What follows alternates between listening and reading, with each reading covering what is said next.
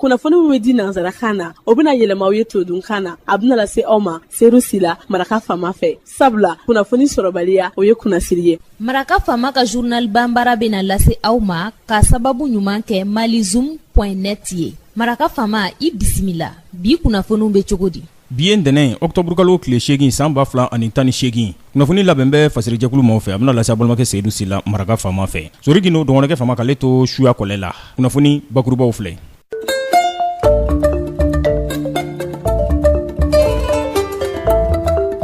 Ɲɛdama ka taa san tɛmɛlenw na Mali ɲinan san in na a ye kalo ɲɛnamayali a ye o bato n'o bɛ ta ko 24 na o bɛ o kofɔ dɛmɛdonɲɔgɔnya ani kɛrɛfɛmeriw kɛlɛli kalo a bɛ o kofɔ a bonya n'a karama a taara k'a da Dr Nuhum Ag Infa Yatara kɔrɔ. Amnesty International dɔnnibaru ɲininaw ale olu k'a jɔ minnu b'a ka kuluba kɔnɔna na n'u ko ma réseau o kɛra dɔgɔkun kunfurancɛ tɛmɛlen yaasa u bɛ se ka hadamadenya hakɛw u bɛ se k'olu dɔn cogo min na yaasa k'olu makaran ni walew kɛ u ka laseliw kɔnɔna na.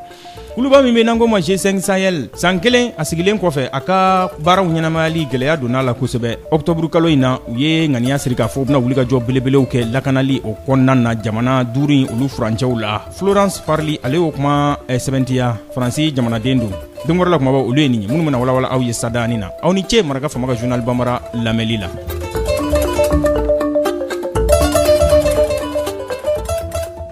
An bɔra ko de fɔ sisadani na san tɔw ɲɛkɔrɔ Mali ɲinan san in na tako 24 na a bɛ waati kɛrɛnkɛrɛnnen kofɔ n'u ko a ma dɛmɛdonɲɔgɔnya ani kɛrɛfɛmeriw o kɛlɛli ɲinan ta bonya n'a karama a taara k'a da Dr Nuhum Ag Infaya Yatara kɔrɔ kumakan min n'o donna ba la o de ye dɛmɛdonɲɔgɔnya o ye jamanadenw ka jɔyɔrɔ sabatili dɔ ye san 1995 ni ŋaniya sirila k'a fɔ kalo kɛrɛnkɛrɛnnen dɔ ka kɛ dɛmɛdonɲɔgɔnya ani kɛrɛfɛmeriw o kɛlɛli kama k'o kɛ octobre kalo ye nin ye waati carinen kosɛbɛ mun bɛ hakili jigin kofɔ k'a fɔ bɛɛ lajɛlen kan k'i jɔyɔrɔ fa dɛmɛdonɲɔgɔnya sira fɛ ani fɛn min ye kɛrɛfɛmeriw o kɛlɛli a tago 24 min filɛ nin ye a weleweleda o de kɛra kunungo a labɛn kulu ni o ye secrétaire général ye waati furancɛ ko la ministère de la solidarité action humanitaire o kɔnɔna na Amadou Diallo a kɛra ale fɛ.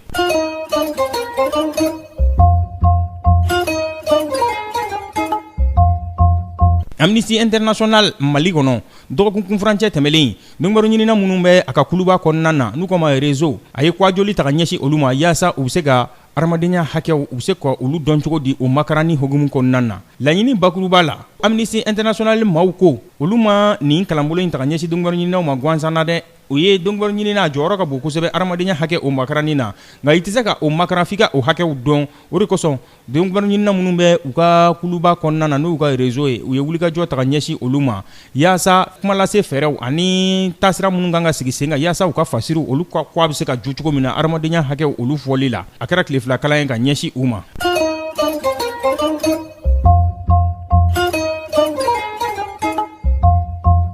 Jamana duuru ka kulu sigilen sen kan yaasa ka mugujuw cila jatigɛwale kɛbaaw k'olu kɛlɛ n'u ko ma force antiterroriste G5 Sahel san kelen baɲango a waliyali ŋaniya sirilen a ka wulikajɔw olu sumayara kosɛbɛ nka u ye fɛɛrɛ kuraw u y'olu ŋaniya siri ni octobre kalo in na k'a fɔ u bɛna olu waleya o kumakan olu sɛbɛntiyara Florence Parly fɛ Faransi jamana o tɔgɔ la a kɛra u ka kumakɛso kɔnɔna na n'o ye RFI ye o waati kelen na a tun bɛ ka pankuru ta ka taa Cadi jamana o kɔnɔna na Idriss Déby ale ka jamana kɔnɔ ka se ka t'i ɲɛ da wolomasiri taaba ninnu ka cogo min na Barkan ni olu dangan bɛ Jamena o kɔnɔna na n'o y'u ka faaba ye wari min kan ka bɔ ka don G5 Sahel la o wari ko olu de gɛlɛyara kosɛbɛ o farali ɲɔgɔn kan nka san kelen kɔnɔ u ka cɛbɔ minnu kan ka fara ɲɔgɔn na n'o bɛ 5000 ko fɔ digi kɛra o la kosɛbɛ maa 4000 ani 500 baɲango jamana duuru olu sera k'o fara ɲɔgɔn kan wa olu ka wulikajɔ kɔnɔna na u ye mugujuw cila jatigɛwale kɛbaa maa 100 ani maa 30 u y'olu don bɛrɛ la fɔcogo wɛrɛ la u y'olu faa.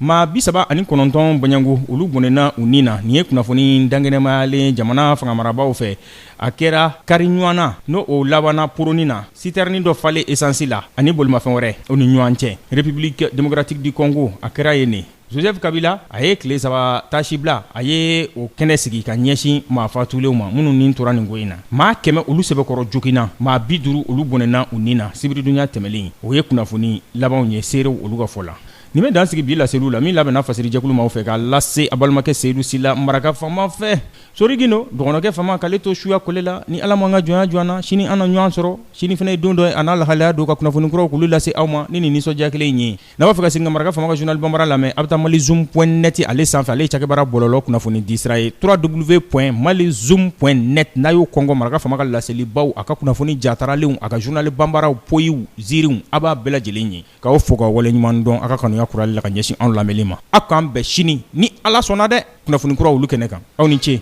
Maraka fama ka bi journal banbara lasera aw ma k'a sababu ɲuman kɛ malizoom.net ye.